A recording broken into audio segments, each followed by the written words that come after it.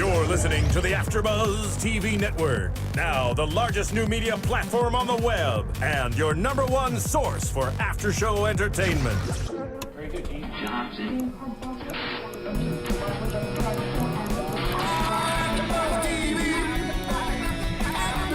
From the AFTERBUZZ Studios in Los Angeles, California, presented by Miriam and streaming live thanks to Akamai Technologies. This is AFTERBUZZ TV's Eastbound and Down After Show. We'll break down tonight's episode and get you all the latest news and gossip. And now, another post-game wrap-up show for your favorite TV show. It's AFTERBUZZ TV's Eastbound and Down After Show. All right, with over 27 million weekly downloads, we are your one-stop, one location for pure after-show entertainment. I'm JC, and this is Eastbound and Down, Chapter 27. And what was the title of tonight's show? Chapter 27. That's it? I think it was just Chapter 27. No title necessary. All right, because a lot of drama went down tonight, and before we go any further, let us introduce our wonderful panel of hosts, starting with the lovely lady to my right. Miriam Gonzalez. And next to Miriam. I'm not lovely? You're Rosie. Okay, I'm Christian Rosenberg. The man, check out the shirt. If you're watching this live, you got to check out the fine collection of rosiness. I got so many people that have contacted me over Twitter and everything else. Where do you get these shirts? Yeah, and where do you? It's this wonderful place called the Internet. Oh, Love Yeah, I don't know if you've heard of it. no. Well, Yeah, it's got like a bunch of different places where you can like click on and buy things, and you do like searches and you find them. Wow. And then you give money through the computer. Pure awesomeness. Wow, I'm still stuck on that Larry Bird, Dr. J, Commodore 64 basketball game. If you catch that reference, kudos to you. No show would be complete without our man running the ones and twos, the lovely Stephen Lemieux. Hello, good night. Wait, so Steven's lovely, but I wasn't. No, you're Rosie. You've got the I shirt. know. Actually, Stephen, is there a way we can get like Rosie's shirt line on our AfterBuzzTV.com site? Actually, not a joke. I actually have a friend of mine that might be making a Christian Rosenberg t-shirt soon. There we go. With No, that- sir. To sell it to my rosebuds. Oh, Rosebud. My Twitter followers are my rosebuds. Fantastic. I love that. Enough plugging of our own stuff. Let's talk about the show. Let's do it. All Very right. exciting. Yes, today, what did I learn? Well, last week we learned that not everyone can fly, and Kenny decided that he was going to fly. So this week we saw how he decided that he flew. And fell. He flew, he fell, and he flew some more, and he went flying. That was like a mathematical equation. I know. That was like I feel confused and enlightened at the same time. that was pi. I think it's just because I got really tight red pants on. Anyway, but you know what? You bring up the whole jet ski thing, and we talked about it right before we went on air. We're going to inform you guys. You guys can actually ride those jetpacks through Groupon. I don't know if you guys knew that. No, you know it's I funny didn't, because but now I'm going to. well, when I was in San Diego last, we went boating in I forget where it is, down in San Diego, south of PB, Mission Bay, and they were actually flying, doing those jetpacks. Ooh. Yeah. Trust me, any man can do wants to them. do that. It's cool. It's absolutely cool. I So do. it can be done here in California. I'm sure you can do it anywhere where there's ocean, lake, or water. Field trip. There we go. And actually, so our viewing public can also do it as well. Yeah. We They can can live take- that they can take KT photos life. and send them to us. Absolutely. Yeah. Absolutely. And next we'll all open up a Tits and Taters and we'll call it a day. Done. There's Tits and Taters. There's Hooters. There's oh God, what's that one? Tilted place? Kilt? Tilted Kilt. There's another one. There's oh God, there's the one with the dicks. I missed that one. I'm not No. going to that one. I haven't visited that one Don't yet. make me look it up. That's okay. Nah, that's all right. I haven't heard good things about the food there. Nah. There's no way I'm Googling that. No. Thank you. There's a place. I swear, I'll find it. Hey, about this show. Thank you. Anyway. What did you think, Christian? What did you feel tonight, man? Well, this is the thing that. This is why I love this show so much, is because as hilarious as it is, and you know, it's still, even though today was a heavily drama-filled episode, it was still hilarious. But no matter what, you feel like depressed in every episode, but yet you're laughing hysterically. And that's just the brilliance of the writing and of Danny McBride, as of Kenny Powers, like how he portrays the character. Well, you see it with the open, where you see how depressed Guy Young is when he's looking at the plate playback of the show from last week's episode where he's looking at when Kenny Powers decides to cut it in. Is that how he introduces it? Kenny's cutting in. Kenny's cutting in to where the monkey, where a guy's saying, the monkey trainer saying, or the animal trainer, the animal trainer saying how, the monkey doesn't like human touch. He doesn't, like, nobody's allowed to feed him but him. And then all of a sudden, Kenny Powers walks up with Fruit Loops and starts feeding the monkey, and the monkey becomes very friendly and starts hanging on him, and there's this whole like yummy loving interaction. And so you can see Guy Young getting really, really upset because Guy Young doesn't have this kind of rapport with the guests. He doesn't have the reaction from the audience and the laughs from the audience that Kenny Powers gets. And so he goes and he pulls the janitor in to try to see what the interaction is, and he throws the editor out, and the editor's like, all right, he's like, take 5. So he asks the janitor, he says, tell me, what do you think of this? And so he plays it, and the janitor starts laughing. He's like, what's so funny about it? He's like, he's one of those white guys who just says things that is just, he's funny. He turns around and he says, well, how are those grandkids of yours? He's like, oh, well, they're doing great. And he's like, well, you know what? You tell them that this year under the Christmas tree that they're not going to have any Christmas presents because you know what? And he's like, well, why not? He's like, because you are fired. So what does that tell you about Guy? I mean, he's an egomaniac. Okay. Well, that's very well said. He's a sore loser? It's what we were expecting. Mm-hmm. It's a fact of someone suddenly feeling threatened, and as soon as someone starts excelling in their role on the show, he starts to feel jealous. He feels like they're going to take their spot, and he overreacts and uses his authority. But didn't Kenny do this throughout the whole series as well? No one could really outshine him. Like, that's why he has Stevie and things like that. Is he just more Kenny than Kenny himself? Not necessarily. I mean, I think Guy Young, in this situation, every person that Guy Young has had on the show that has outshined him, whether they've meant to or not, Dontel, for instance, 40, for instance, and now Kenny, the minute that they outshine Guy Young, he finds a way to get them out. Dontel Guy is Kenny with power. Yes. He has the attitude and ego of Kenny, but he has the power and authority to make everything that he wants happen. Exactly. So is that a little bit of foreshadowing? Perhaps. We'll get into predictions in a bit. Absolutely. Yeah, but so that ends that intro, of course. Great intro with Ken Marino, who I love. Yeah. Everything he does is hilarious. Brilliant. And but we go into Kenny being Kenny at the roller rink with April, Stevie, and the whole gang, and everyone but April is not happy. How can you not be happy roller skating? They're there for Stevie's kid's birthday party, and Kenny, of course, once again is overdoing it, buying one too many nachos, throwing his money around, overspending. April is not happy because in the last episode, he did not show up to couples therapy. He went and got his jetpack. Can you blame him? Jetpacks are more important. Jetpacks are more important than couples therapy. No, but Miriam, on a serious note now, you being a woman and you being involved in Hollywood for quite a while, I mean, you run into these power-hungry guys. I mean, it's hard for me to encapsulate this, but I'm trying to figure out, I mean, is April right that Kenny loses his way? He still loves her, but he's married to the job. What is he doing wrong? You know what? You have to find a balance in a situation like this, because it can easily be taken away from you. His power, and we see that happen throughout this episode, where he can easily have, one mistake. If you don't play your cards right, which in this episode we do see him play his cards right, thank the Lord. If you don't play your cards right, it can easily be taken right out from under you, and then you can wind up having nothing.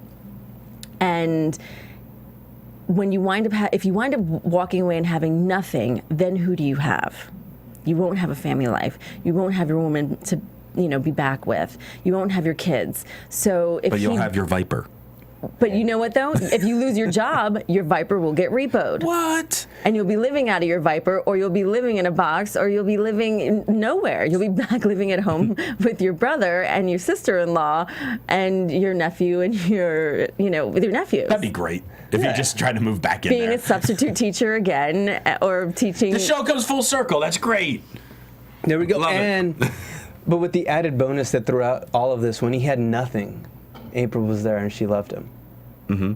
Yeah, but will she give him not a second, not a third, but a fourth chance? Is their love? I mean, their love is that strong, but is it? There's only so much. There's a saying. Hurt me once, shame on you. Hurt me twice, shame on me. My saying is, the third time, who do we blame? Your therapist? No. Us. Well, in this case, he doesn't go to therapy. So who do you blame?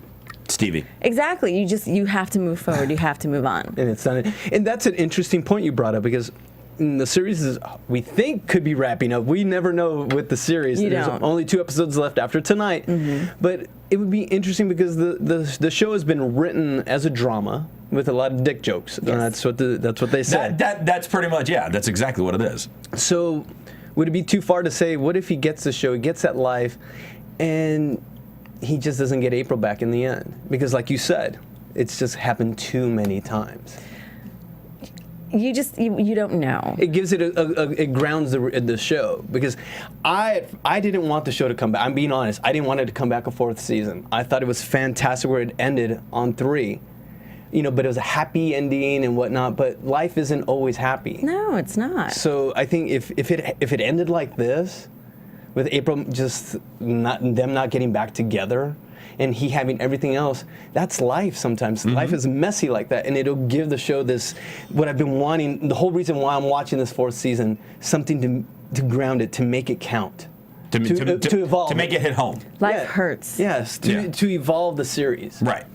So, okay, we're getting kind of deep here. Well, I know. This is very deep and emotional. It's a deep thing. A lot of realities came up in this episode, mm-hmm. where, in that roller rink situation when they're sitting there, and you brought up a very interesting point where he starts saying, she says to him, like, hey, he's like, look at all of our friends. She's like, we don't have any friends. He's like, yeah, we do. Just because we have just Stevie and Maria, don't discount them. They're people too. They're people too. And she goes and she says, we lost Tell and we lost Dixie and we lost Jean and he's like, well, here's something to wash your cares away, and he pulls out an AMX black card, which, honey, I would not be mad about that. But money doesn't buy it. But money doesn't buy everything. Money doesn't buy happiness, and that's the one thing that I think is a very good lesson in this whole situation, because we saw in the last episode, he takes her out to the fancy dinner. And he's got the Chanel bag underneath, and he's got the lobster and all that stuff, and throwing $100 bills here, and it just doesn't buy happiness. It really doesn't. And then he starts talking, he's like, well, what's the other option? Divorce? Divorce is for losers. And then the waiter comes along, who you pointed out, which I didn't even realize. I had no idea it was him. Did not realize. How awesome was that? Was Marilyn Manson. Like, I need to watch it again so I could probably have nightmares on what he looks like without makeup. And the thing is we knew that Marilyn Manson was going to be in the episode, and it's funny because I had seen prior to this, the pictures of the before, we know what he looks like with makeup, and I saw the pictures of what he looked like in the episode without makeup. But I guess, like, in watching all the detail and the interaction between him and April, it didn't even really dawn on me that was him as the waiter. And one of my absolute favorite things with, like, special guest cameos is when it's so subtle and brief that you don't even realize it happened. And I did not realize at all that he was the waiter. And it's just like, you paid this money to have this name appear on your show, and he just pretty much walks by. Did he even say anything? Yes, he did. Do you want me to remove your garbage or whatever, something like that? It was one or two line, lines, and that's it. Yeah. That was brilliant. Honestly, he was walking up, and I was like, that was Marilyn Manson. Oh my God! And and it was his voice. You picked up his voice. But speaking of Marilyn Manson, also thank you for watching us as always. And if you're listening to us What a segue. on iTunes, make sure to give us 5 stars, comment, subscribe, let us know you care, and better yet, tell us how awesome Rosie's shirt is and how beautiful Miriam looks. And where is Kelly? She's working. We're missing our group, but let us know you care. So moving on. I got to comment your shirt as well. I mean, Bruce Lee DJing up. I mean, With all kinds of bling. I'm digging it. I'm digging it. Thank you. It was my sister's blouse. She's got big shoulders. Anyway, so let's move on. We got to move the show on, and so we've only got 30 minutes to get out of here. Absolutely. So Toby, now we flash to Toby and Kenny having a man-on-man talk. Father-son chat. Yes, a father-son chat. Was it really? Yes, it was more it like your was. bartender and Toby was the bartender. Come on. Why did Toby have all this money? Because that's what Kenny does. Toby He gives was everyone. holding like $1,000 in cash. And they were all in 20s too. Sitting on a tractor with Dakota just like pacing back and forth. Kenny doing it his way, talking about skid marks and libido. No, but Miriam, sorry before interrupting you. Yes. No, you called it. You said it. Yeah, literally. That was pretty much it. It's like, is Mom crazy? He's like, let me ask, is Mom acting weird? Like, she ain't being herself. Yeah, But in typical Kenny Powers fashion, I was asking. He's losing. I mean, what's going to happen to that child when it grows up? What's he going to become? Kenny Powers Jr. You think so? Oh yeah, he's gonna see women in a totally different light. But then again, he also has April around, so Yeah. there's gonna be some interesting. It's gonna be interesting to see what Toby turns out. You can almost like prepare. I mean, let's say this is the final season. Let's say this is the end. You can prepare in like 5 years from now to do a spin-off of Toby as like a preteen. Toby Powers. Just something. Toby in college. Well, he'd be like 11 or 12, so I don't think he'd be in college yet. Yeah, Oh no, you could fast forward like. Fast forward not even 6 months and he's already like 6. So you could fast forward 5 years and he'd be in college. But that ruins my idea. Oh, okay. see, you heard I'm me. sorry. You heard his feelings. All right. Wipe the tears. Luckily, Rosie was born without tear ducts, so he does not cry. It's true. Well, we wind up going to Sports Sesh. Yes. And now there's a new wild card. Was it Guys Toss It? What was it called? His new wild card was Candy Cox, the tennis great. Have fun with this one. The girl's name is Candy Cox. And she is twerking like there is no other coming out on stage. And he's twerking with her. Gotta love him. Gotta love him. Will someone please retire twerking? I am so sick and tired of twerking. You know already. what's funny? Is it just 'cause you can't do it? First of all, twerking is nothing new. If you listen back to old It's 90s songs, and even like years prior to this, twerking is in the lyrics. And in music videos for years and years and years. Yes. It's just Miley then brought it to white girls. Yeah, booty shaking. It was called booty shaking. Twerking is in lyrics, and now they're just reviving it. It's nothing new. And now they're just crawling up on walls with their feet up and doing handstands. It's just new versions. If you're Nothing just new. tuning in, Miriam is giving us lessons in pop culture. Yes. Love it. All of that in a recap. If you were on my Facebook friend, you'd see some pictures. Guess who I'm friending? Anyway. Okay. So she's twerking and calling out Kenny Powers and, saying how you were with one of my friends in San Francisco. He happened to be a she-male and, making hand gestures on how Kenny gave him head and, all this like just gnarliness. And Kenny's getting upset and he brings her menstrual cycle into the equation. And then, of course, Guy Young is like, we don't make fun of women's menstrual cycles and all this kind of stuff and throws it to break. And Kenny, of course, gets really upset and goes to the men's room and decides to give himself a pep talk with a very, very, very hot mic. Which we all know of. I don't know if anyone here has had a hot mic. I know I have. I have. And yeah, those AfterBuzzers are no longer with us. Oh. I'm kidding. No, but we've had that Wow. before. So yes, hot mics, not good. And he was taking a leak. I'm and just giving careful himself a not to pep pee in the bathroom. Pee quietly. But he walked into it, and it just kept getting darker and darker Yeah. for Kenny. I didn't know how he was going to get out of this. The thing is his hot mic wasn't a bad hot mic. Well, he was swearing. He insulted Guy, and he was trying to tell himself like, "You're beautiful. you're confident. Like There's all the stuff that. True. Okay. But I mean, it's stuff like, do you really want to hear a professional athlete be telling themselves that by themselves in a mirror? But wouldn't it make him more relatable? Which in the end, I think it was the build up for the payoff. It was such a subtle little build up for the final payoff that we get at the end. Because I think, first of all, the pep talk that Kenny gave himself in the mirror is, I think, one that everyone should give themselves. I do it all on the a time. daily. It's like, hey, you know what? I think you look, and I'm sorry, I'm not conceited, but sometimes you just have one of those days where you're like, you know what? I am a good person. I am successful. I believe in myself. I am great. I am good at what I do.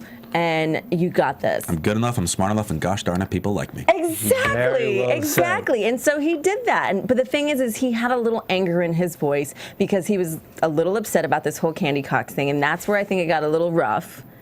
And that's where people were like, oh. That aside, not that big of a deal. Is that the turning point of the season right there? It's where, well, no. No. Coming up. Sorry about that. Yeah, coming up was a turning point. Because you see it coming. It's this build. It's taking you down to the chasm of his life, and then somehow it's going to bring him up. We'll see. Kind of like Maria's boob job. Oh, my goodness. What? God bless the USA. What is it, a bad boob job? What size would you estimate those at? I got big boobs, but that was just, those are some tatas. Which, I think you got to get into like Roman numerals. the name of the kiosk was Taters and Tits. Taters and Tits. Taters and Tits. TNT. And you know, Kenny being the Warren Buffett that he is, he, you know, devoted, was it 5.7 thousand on that kiosk, but then that's when Stevie comes up with the plan. He's got a guy. First of all, before you get into that, Okay, let's backtrack. why, how inappropriate, Stevie whipping out Maria's boobs in the middle of the mall. You call it inappropriate. I call it smart business. Smart business, sucking on her nipples in the middle of the mall. You know what? We are so used to the craziness of the show. I didn't even think that was outlandish. Oh my God. Yeah. I'm sorry. I know. Isn't that weird? It could have been, for all we know, because we're watching their interaction, it could have been in front of like the children's place. Yes. That would have been great if it was in front of like the Jim Marie store. Exactly. We should watch that again because maybe it was. I'm willing to bet they put it in front of a Gymboree. In front of Yankee Candle. Because they're just Bath that- and Body Works, something random like that. Yeah, they're inappropriate like that. Yeah, I mean, even Phil, our intern, walked in and he's like, "What am I looking at?" And he walked right Yeah, back he out. walked in at that moment. It was awful. And I also love the fact that you said Phil, our intern. Yes, he's our intern. He's our intern. This is my last day here. You're gonna All right. expect, It's been fun. It's been a good ride. It's been a good ride, JC. Thanks, man. Going back to what you were saying, Stevie decides that he wants to handle Guy Young. Yeah, and it kind of like season one. I mean, Stevie's always he's the cleaner. He's the Harvey Keitel. He is the guy who's going to wipe him out. And somehow it always goes horribly wrong. But before that, we have to talk about this because we're funny. We say out somewhat funny, but we also talk about relationships. And this is the very important part. This is where KP reaches out to Dixie and asks for help in a KP kind of way. Oh, yeah. Mm-hmm. Where he actually, well, I mean, he makes amends, right?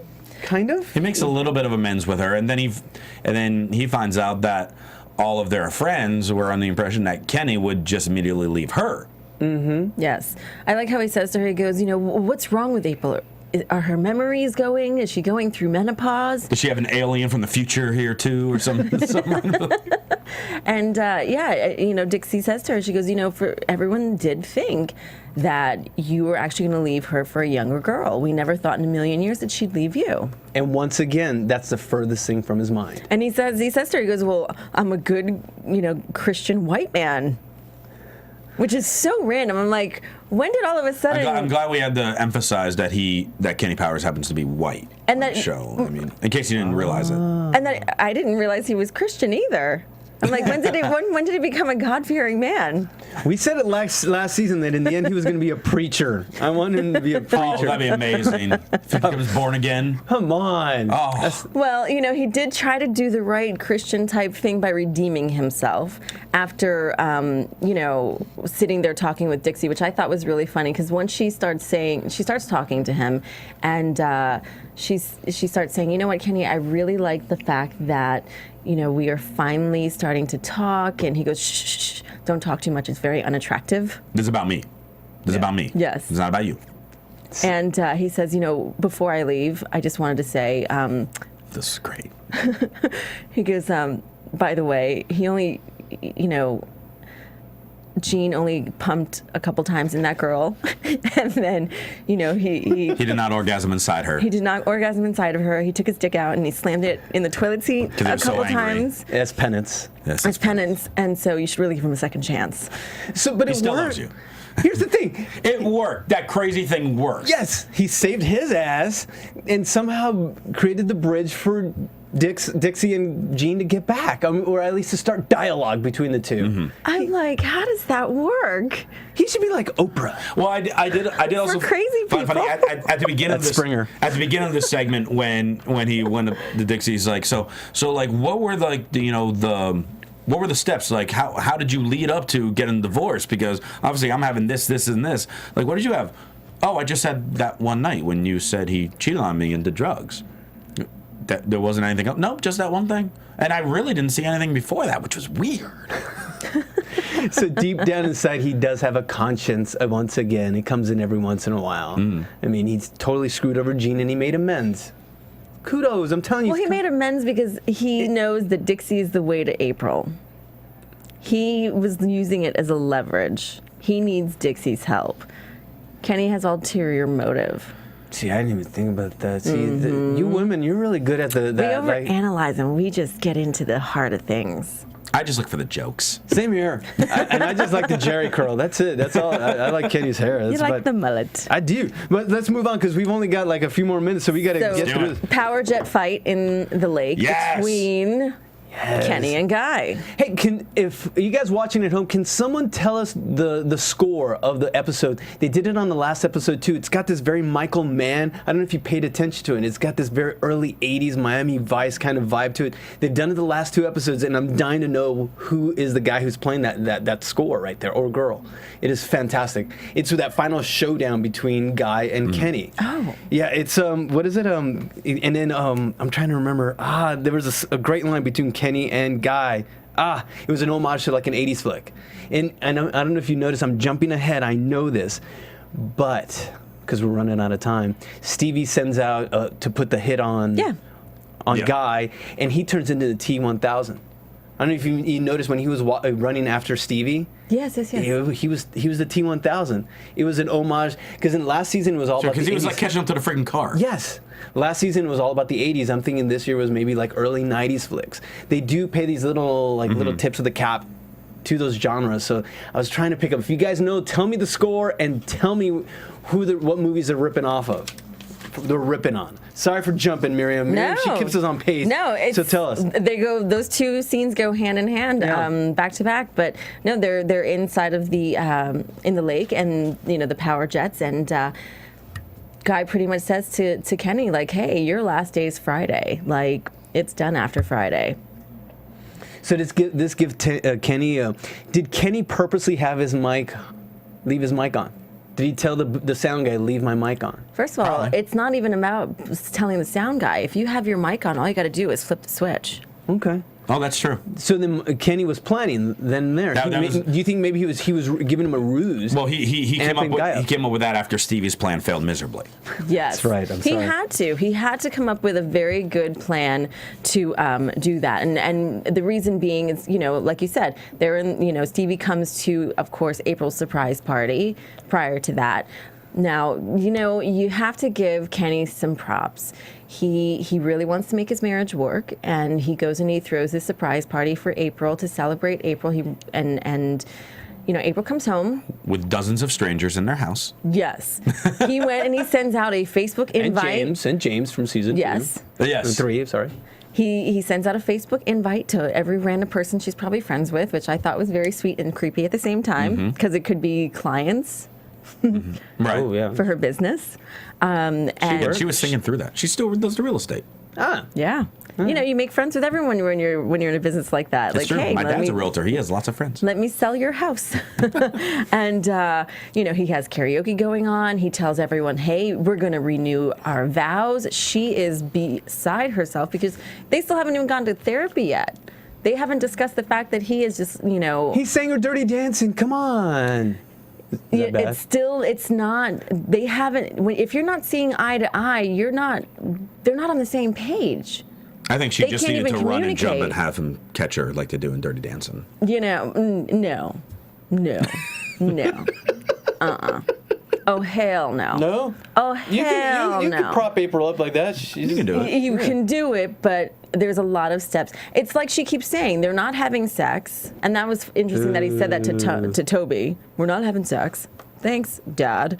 Like, I needed to hear that. Thanks for the image. He's too young to know and that. Toby one. learned what a libido is. Yes. It's, what did he say they were? Like pebbles inside your body? Like beans inside of your body. That's your libido. But they're not having sex. They're not communicating. The last thing she wants to do is renew the vows. All right. And, you know, he finally says, after, you know, she's like, I don't want to sing right now. And Dixie goes and tries to interrupt and say, you know, like, she doesn't want to sing right now. He's like, mind your business. You know, Jean tries to interrupt. He pushes Jean. Before you know it, they're fighting. Kenny loses his shit. And he admits to Dixie and says, you know what? Jean didn't cheat on you. I was the one that was doing the coke, not Jean. And what Jean else? was like, oh, That's thank true. you. I tried telling you that. Thank you for clearing that up. You know, I appreciate it. Like in his calm voice. Exactly. And then he says, you know, tell, why are you this Indian guy who's trying to pretend to be a white guy? You don't even eat chicken marsala, which is an Italian dish. Hello. And then he continues to go on, and he finally loses it. And he says to April, he's like, you're not happy when I'm not making money. You're not happy when I am making money. And he just loses it. Wait a second. Is she really not happy when he's not making money? No.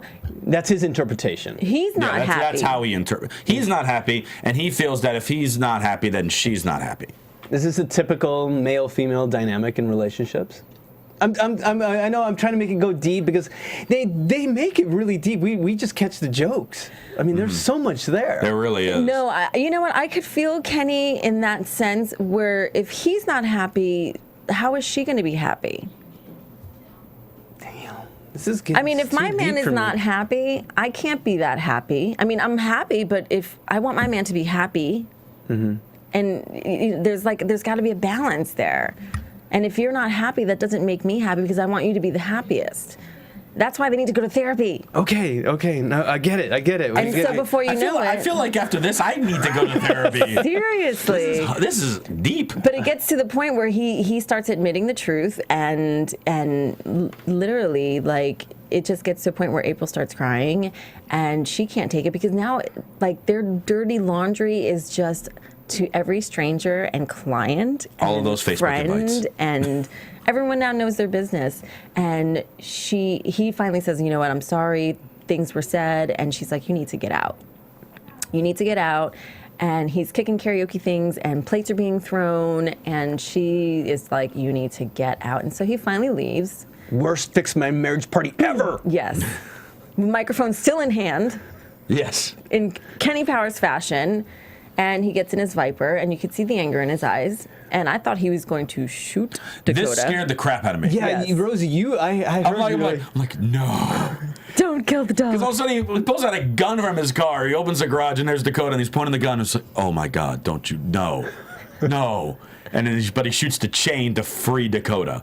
And that's interesting. I think that goes to season 1, episode 6, because I thought he was going to run like he did in the end of the first season. But when he shot the chain, I thought it was releasing Dakota and himself. Because that's what he does. When it's too hot for him, he just runs. Mm-hmm. And I literally thought he was going to run again. And just not even show up to work the next day? Just run away from April. Run from something. No, I think he's releasing. He was chained down. This is the way From what? This is the way I'm metaphor looking at it. of Kenny Powers' persona being chained by Yes, he's being chained by his marriage. He's being chained by being Guy's bitch. The dog is the bitch. He's being chained down by everyone else, and he cannot be the true Kenny Powers that he absolutely can be. And so now he's like, Kenny effing P and F all of you, and it's time to be Kenny effing P. And now we have a wolf crazy running around in the suburbs. And that's exactly what he did. And so now he, we're thinking now, like, of course, the first thing I think when he goes into Sports Sesh the next day, with that humble look on his face where he goes to Guy Young, is fame once again has gotten to his head and he's lost everything. And he goes and he humbles himself and he says to Guy Young and apologizes and asks for his, like, hey, I've lost everything, my family, this is all I've got. And I'm like, wow, dude, this kid, he cannot be bitching out right now. And he's like, opening this up. He's isn't like, happening. You thought he was bitching out? He's like, no, Yes. he's opening up. He's like, I lost everything, Guy. Like you're my. I'm talking to you as a friend. Please, try to help me with this. Just we'll go back to how it was and all that. And then Guy just like, I'm not your friend, you son of a bitch.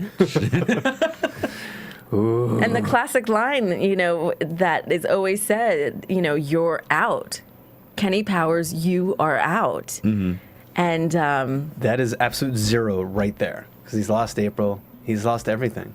And we think that he's now lost this. Yes. After the tirade by Guy. So did he plan it, though? Yes. yes. So he purposely turned the mic on? Yes. Oh, this is good. Oh, wait. Yeah, we're okay. Yeah. Yeah, we're at this point. Don't worry.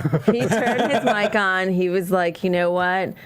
And that was the thing. Guy, when they were at the lake and they had their jetpacks on, Guy's biggest mistake was saying, Friday, you are done. So he knew once Stevie said the plan failed and Guy told him that Friday was his last day, he knew, and then he lost April. He's like, that's it. I have nothing to lose, or like, this is it. I have everything to lose. If I don't do something about this right now, that's it. This show is mine. I'm better than Guy, and that's it. I'm taking this. This is mine for the taking. I am better than him. He can't even step up to the jokes. He has every missed opportunity, and I can do this better than him. And so that's what he did. And he wins. And he won because Guy was saying all those horrible things about the audience, and then he walks out with the hot mic, and the audience starts yelling and cussing at him, and all the producers look at him in all complete shock, and Guy runs for his freaking life. Oh, yeah. If I give them shit, they eat it. What? Wow. This episode had everything. It was heavy. And Yeah. we covered it all. From A to Z. We did. There was even a pro wrestling reference in this, which I loved. Absolutely. What was it? Towards the beginning, Kenny Powers was before that girl came out as like the new co-host or the guest or whatever. Candy Cox. Kenny Cox. Kenny Cox, thank you. Kenny was talking about pro wrestling and how he loves it because it's the only sport that doesn't have set uniforms. And then Guy cut him off saying it was boring. That's right. Oh, you caught that one. Oh, he was like, It was a wrestling reference. Of course Of course you are. So overall, a lot of expletive went down. I just had to. A lot of stuff went down. Should we move on to like predictions? Yes. Get Let's out of here. Let's do it. let's do it. Let's do some predictions. All right. And now, your AfterBuzz TV. What is our predictions? Well, we know next week Kenny is now hosting and he's trying to set up a Christmas special. We know that. And what's going on with he and April? Anything? They showed a little clip of them when like a divorce meeting or whatever with the Oh, that's lawyer. right. He's not giving her a dime. Yeah. Well, How is that possible? What about the kids? No. It's not that he's not giving her a dime. I think that what he's doing, since she kicked him out, he's freezing her like assets, so she doesn't have access to any of the money. She may have the house, she may have her own stuff, but she doesn't have access to anything. And so I think that right now, because of how it went down, and because in his mind, because he is very extreme, he's feeling very unappreciated. So this is his way of punishing her. Like, you get nothing. Like, you need to earn. He's very like, bow to me. But Kiss then- my ass. But then he still hasn't learned his lesson. Of course not. He never does. It's Kenny Powers. We see that with the way that his brother and him interacted in the last episode in Let's Work This Out. He hasn't learned. He hasn't learned. And do you remember my first AfterBuzz for this one several weeks ago? Do you remember the prediction I made? You remember it? Tell our Remember 12 it? listeners at home. Okay, well, Hey. well, hopefully we're up to 13 now. Hopefully we reach the teens. It was way back that Kenny Powers gave Guy the script for his movie. Oh yeah. And You I weren't said, here for this. You weren't here for this one. And I said weeks ago that Guy is going to adjust it to make it about him and then get it released because he has the people to do it. Why wouldn't he do it now? Ooh. Yeah. A lot to happen. 2 episodes left, so let's So take this much. home. So with that said, another episode's done, so let's go with Rosie. Where can they find you? Well, you can find me by becoming a Rosebud on Twitter at CRosieVOC, and you can also check me out as I host The Voice on Monday nights and Friday Night SmackDown on Friday nights. Who's your favorite on The Voice? Right now, I really like Cat. Nice. And Miriam, what about you? You can find me on Twitter at Miriam L. Gonzalez. And Steven. Thank you, Steven. Yep.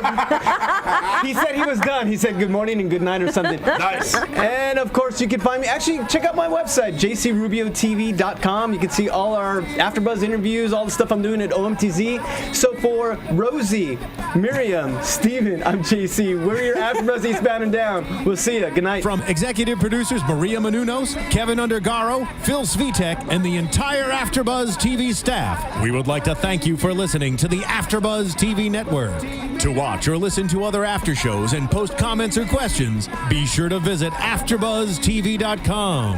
I'm Sir Richard Wentworth, and this has been a presentation of AfterBuzz TV. Buzz you later.